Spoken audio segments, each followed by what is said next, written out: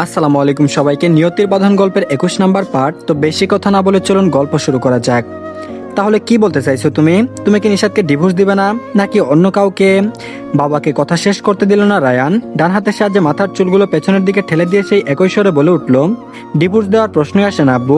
বিয়ে যখন হয়েছে তখন তোমার বৌমা না চাইলেও আমার সাথেই থাকতে হবে, আমার রাগকেও সইতে হবে। আরহান সাহেব বলল, তাহলে তুমি কি সত্যিই ডিভোর্স দিবে না? বাবার অবাক স্বরের প্রশ্ন শুনে তাদের আরো অবাক করে দিতে রায়ান মুচকি হাসি ফুটিয়ে বলে উঠল, আগে তোমার জন্য দুটো নাতি নাতনি চাই, তারপর ভেবে দেখবো ডিভোর্স দেবো কিনা। এখন আপাতত এসবের মুড নেই।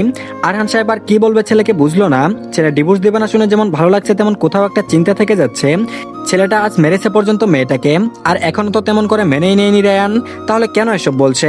আরহান সাহেব পুনরায় আহত স্বরে প্রশ্ন তুললেন, তুমি কি আমার কথা ভেবে বা শুধুমাত্র দায়িত্বের খাতিরে এই বিয়ে মেনে নিতে চাইছো? তাহলে ডিভোর্স দিতে চাইছো না কেন? দেখো এমন হলে তো। এবারেও আরহান সাহেবের কথার মাঝে বলে উঠল রায়ান। স্বরের সাথে মিশেছিল একরাশ আবেগ, আত্মবিশ্বাস, যেন এটাই এক চরম সত্যি যা সে উচ্চারণ করছে। তারপর বলল, বিকজ আই লাইক হার আব্বু। ছেলের মুখে এমন কথা শুনবে তা আরহান সাহেব বা রিমি বেগম কেউ ভাবেননি। এ যেন অষ্টম আশ্চর্য, এত জলদি তাদের ছেলেটা মেয়েটাকে পছন্দ করে নিল। আরহান সাহেবের ঠিক যেন সত্যি মনে হলো না কথাটা। তিনি রাগত স্বরে আবারও প্রশ্ন করলো, যদি বউকে পছন্দ করে থাকো তাহলে মেরেছো কেন ইডিয়েট? রায়ান আর এই রুমে থাকার প্রয়োজন মনে করলো না। রুম থেকে বেরোনোর জন্য হাঁটতে শুরু করলো। মুখে উচ্চারণ করলো, মার খাওয়ার মতো কাজ করেছে তাই মেরেছি। চিন্তা করো না আব্বু, মেরেছি যখন তখন আদরও করে দেবো তোমার বৌমাকে। যেন এবার দুজনেই উষ্টা খেলো, দুজনেই কেসে উঠলো। তাদের গম্ভীর ছেলে যে এমন কথা বলতে পারে তা বোধহয় তাদের ভাবনাতেই ছিল না। আরহান সাহেব হালকা লজ্জিত হলেও ছেলের উদ্দেশ্যে ধমকে উঠলো, খাটাস ছেলে, লজ্জা করে না নিজের বাবার সামনে এসব কথা বলতে?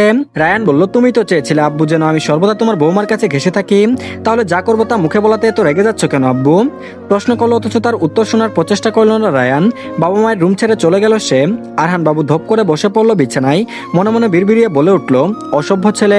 উনার যেন নিজের কান আর চোখকে বিশ্বাস করতে ইচ্ছা হলো না। তার বেরসিক ছেলেটা বুঝি রসিক হতে শুরু করেছে। বউয়ের পানে তাকাতেই দেখলো বউ তার কটমট করে তাকিয়ে আছে। হয়তো ছেলেকে পুনরায় খাটাস বলেছে বিধায়। তবে আরহান বাবুর কেন যেন খুশি খুশি অনুভব হলো। হয়তো ওনার প্রচেষ্টা সার্থক হয়েছে, আংশিক হলেও সেজন্য। তাই বউয়ের রাগকে পাত্তা না দিয়ে খুশি মনে বলে উঠলো, মনে হচ্ছে দ্রুত নাতি নাতনির মুখ এবার দেখেই ছাড়বো গিন্নি। খণ্ড খণ্ড মেঘ এসে জড়ো হয়েছে আকাশের বুকে, অন্ধকারে ভরিয়ে তুলছে ধরণী মাতাকে। আবার পুনরায় তা উড়ে যাচ্ছে দূরও জানাই। তবে আধা রাতে তা বোঝা বড় কষ্টকর। সেই আকাশ পানে তাকিয়েছে দুটো বাদামি রঙা মণিযুক্ত চোখ। তাকে ওই দূরের আকাশটার মতোই মনে হলো। দিনের বেলায় যেমন ঝলমলে রোদ উঠলে মানুষ মনে করে এই তো আকাশ মন খুলে হাসছে, তার বুকে কোনো কষ্ট জমা নেই। অথচ রাতের বেলায় হয়তো কেউ খেয়ালই করে না, দেখে না কখনো কোনো মেঘ পুঞ্জীবিত হয়ে তাকে গ্রাস করে নেয়। আর তখন কেঁদে উঠতে মন চায়। ঠিক তেমন করে পিয়াসের কষ্টটা হয়তো কেউ উপলব্ধি করতে পারছে না। পারবে কি করে? কেউ হয়তো তার হাসির আড়ালে থাকা কালো আধারটাকে খেয়ালই করছে না। পিয়াসের চোখের সামনে ভেসে উঠলো বড় বড় পাপড়ি দ্বারা আচ্ছাদিত দুটি কাজল কালো আঁখি। সেই আঁখি দুহের গভীর চাহনি, মিষ্টি মধুর নেই হাসির মুক্তর অনন, বুলবুলির মতো কথা হারানো সে দৃশ্যগুলো সব যেন চক্ষুষ ঘটছে এমন মনে হলো। গ্রামে কাটানো 10টা দিন, তাদের পরিচিত হওয়া, একে অপরের সাথে কথা বলা, সময় কাটানোর মুহূর্তগুলো চোখের তারায় ভেসে উঠছে। সবকিছু জীবন্ত হয়ে ফুটে উঠছে। তবে সবকিছুর মাঝে একটা জিনিস মানতে ভীষণ কষ্ট হচ্ছে। যে মেয়েকে নিয়ে অল্প দিনের মধ্যে এত স্বপ্ন সাজালো, যাকে বউ করে নিজের ঘরে সাজিয়ে রাখার ইচ্ছা পোষণ করেছিল, সেই মেয়েটা এখন অন্য কারো ঘরণী, তাও কি তার প্রিয় ভাইয়ের? এটা কি করে মেনে নেওয়া যায়? এই আমক সত্য যে হলাহল স্বরূপ, সত্যকে ধারণ করতে চাইলেই তা যেন এক লহমায় জীবনের লাশ ঘটিয়ে ফেলবে, অথচ না মেনেও উপায় নেই। ছেলেরা নাকি কাঁদে না, অথচ পিয়াসের যখন ওই মানবীর কথা স্মরণ হয় তখন তার চোখ দুটো ঝাপসা হয়ে ওঠে। যেমনটা এখনো হচ্ছে। সে বুঝতে সক্ষম তার ভাইটা ওই মানবীকে ভালোবাসতে শুরু করেছে। ভালোবাসারই কথা। মেয়েটাই তো অমন, যে কাছে থেকে মেয়েটাকে উপলব্ধি করতে পারবে, সে কখনো ভালো না বেসে পারবেই না।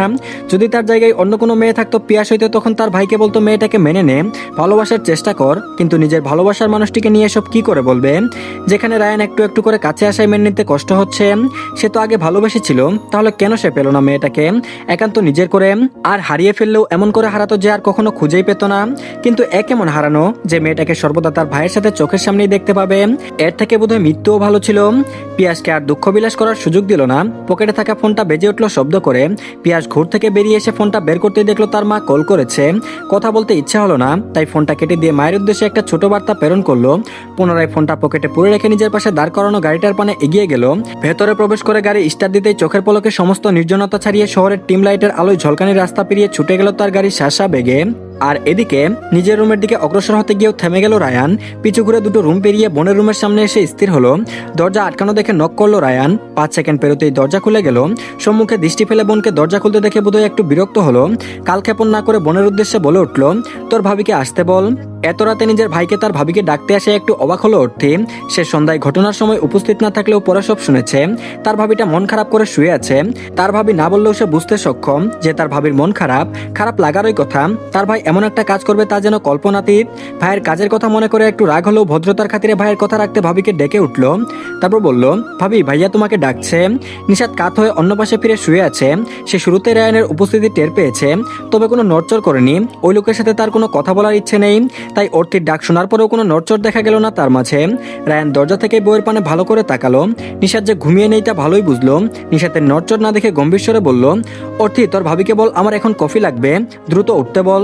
নিশাত এবার আর চুপ থাকলো না, সেভাবে ছুঁয়ে থেকেই প্রত্যুত্তর করে বলল, অর্থি আপু তুমি একটা বানিয়ে নিয়ে আসবে প্লিজ। অর্থি ভাবির কথা মেনে নিয়ে সাই জানাতে চাইলো। ভাইয়ের দিকে ফিরতে তার ভাই আগে একই স্বরে বলে উঠল, তোর ভাবিকে বল আমার তার হাতে কফি চাই এখন। অর্থি অসহায় হয়ে ভাবির দিকে তাকাতে সে কিছু বলার আগে নিশাত বলে উঠল, অর্থি আপু তোমার ভাইকে বলে দাও আমার ভালো লাগছে না, আমি এখন কোথাও যাব না। অর্থি পড়লো মাইন্ডকেট চিপাই। ভাইয়ের ভাবির কাণ্ড দেখে হাসবে নাকি কাঁদবে তাই ভুলে গেল। ভাইয়ের দিকে তাকিয়ে আবারও কিছু আওড়াবে তার পূর্বে রায়ান একটু শান্ত কণ্ঠে বলে উঠল, তাকে জিজ্ঞেস কর কি হয়েছে, ঠিক করার জন্য ডাক্তার এ বাড়িতেই আছে। অর্থি আবার ভাবিকে সুযোগ দিল না কিছু বলার, তার আগে হালকা রাগত স্বরে বলল, তোমাদের কনভারসেশন চালাতে হলে নিজেদের রুমে গিয়ে চালাও, আমি এখন ঘুমাবো। রায়ান প্রত্যুত্তরে ভাবলেশীন বলে উঠল, তাহলে তোর ভাবিকে রুমে আসতে বল। নিশাত ওই তেজি স্বরে আগে বলে উঠল, আপু তাকে বলে দাও আমি কোথাও যাব না, সে যেন চলে যায়।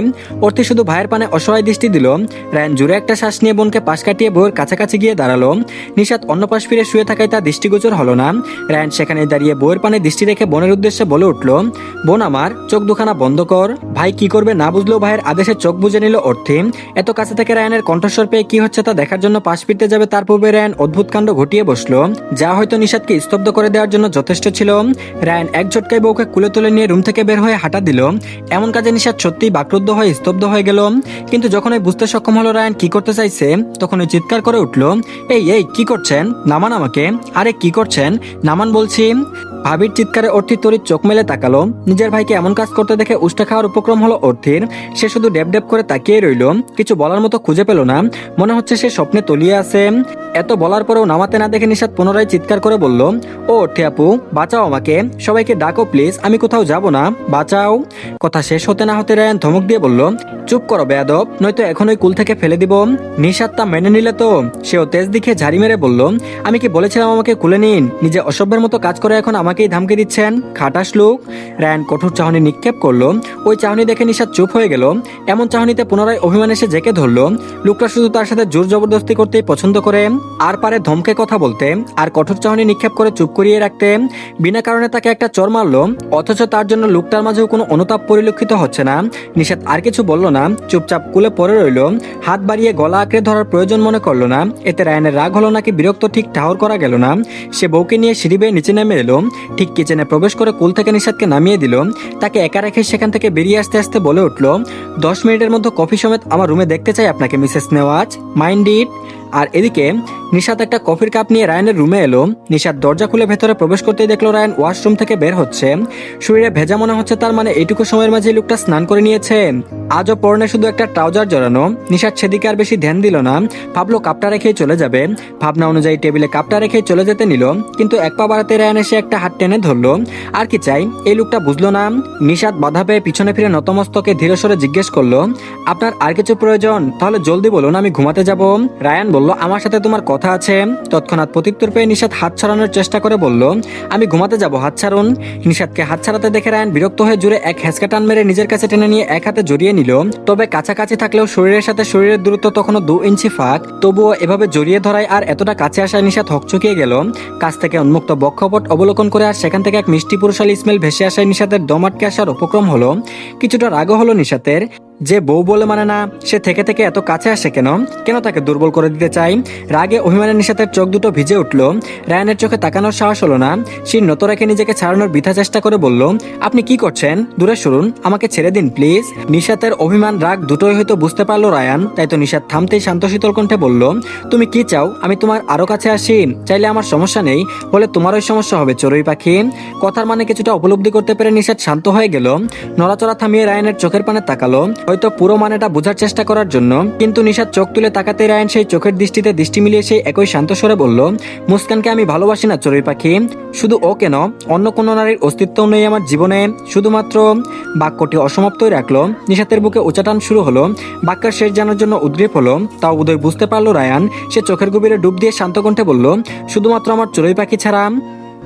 তো ধন্যবাদ সবাইকে, এই পার্টটি এই পর্যন্তই। পরবর্তী পার্টও দিয়ে দেওয়া হয়েছে, সবাই দেখে নেবেন। আর সবাই চ্যানেলটিকে সাবস্ক্রাইব করে দিন, আর ভিডিওতে অবশ্যই লাইক দিন। তো ভালো থাকবেন সবাই, আল্লাহ হাফেজ।